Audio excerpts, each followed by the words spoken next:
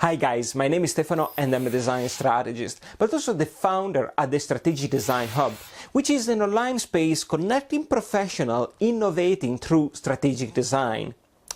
Besides being a design strategist, I'm also a facilitator in the area. And I wanted to make this video because it's very important to understand the difference between learning a perfect discipline like math and physics and learning about creativity, innovation or strategic design.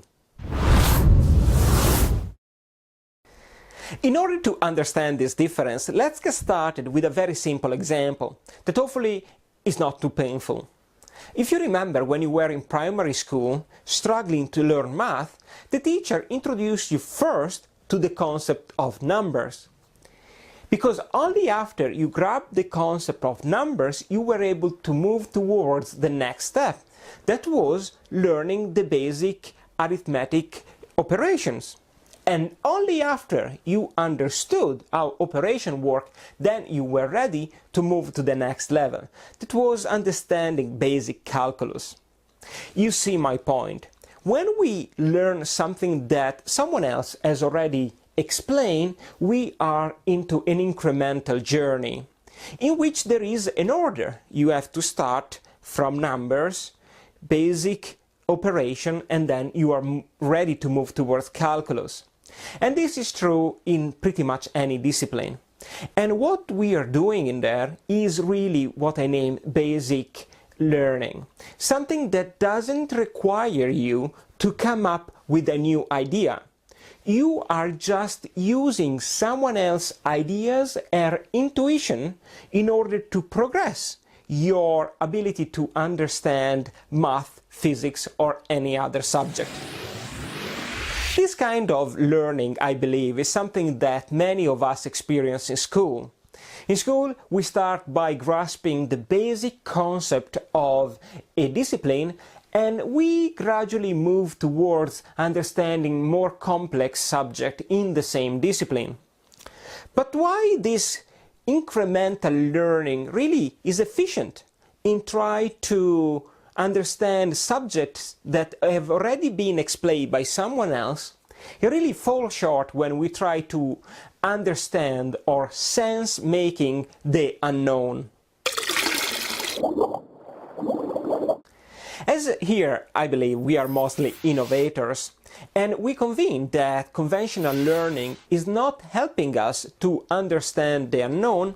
We need to find another way to sense making what we don't know. And in order to answer this question, let me say that first of all, we need to be very good at what we do. And we can reach that point by use conventional learning. So you need to learn the best practices in any part of your organization. You need to be very good at marketing. You need to be very good at sales. And there I would say that traditional learning is very useful. But let me say that you eventually will reach a point in which there is no book, no course or no college that can help you in sense making the unknown.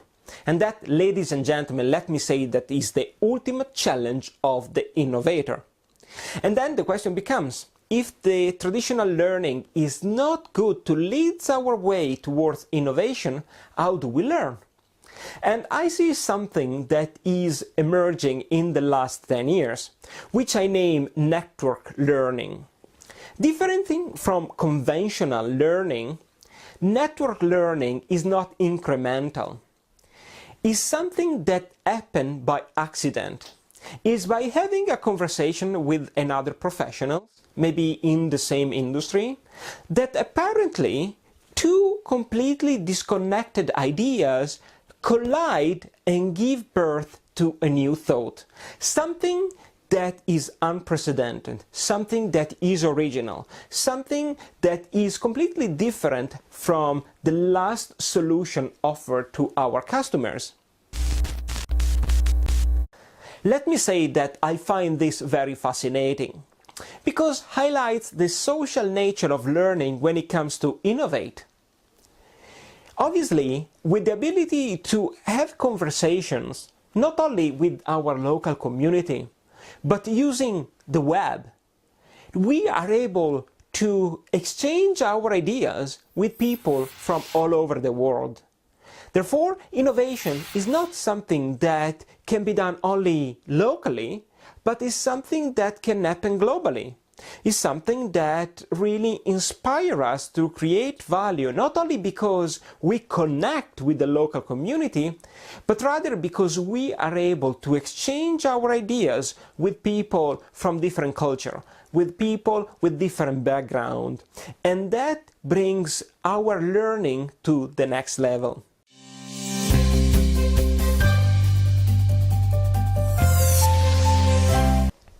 In closing this video, let me share some observation about learning for innovation.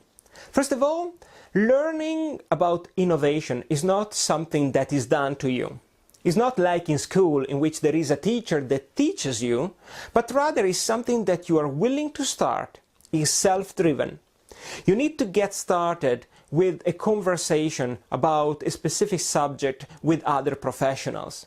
And it's only when you share your knowledge and your passion that the other professional will do the same with you. Secondly, learning for innovation is something that doesn't follow a standard trajectory. We have seen how when you are learning math, you start from numbers and move your way towards something that is more complex, like calculus. When we learn for innovation, is really something that happens by accident. Is by exchanging idea with someone else that a new thought occurs. Third, learning for innovation is something that is highly possible to happen when we are having a conversation with someone that thinks differently from us. So diversity is something essential to innovation. Lastly, learning for innovation is free of charge. The only investment required is the time in the conversation with other professionals in your network, and also the time that you need to invest in try different solutions to solve a problem that is still without an answer. Stay tuned.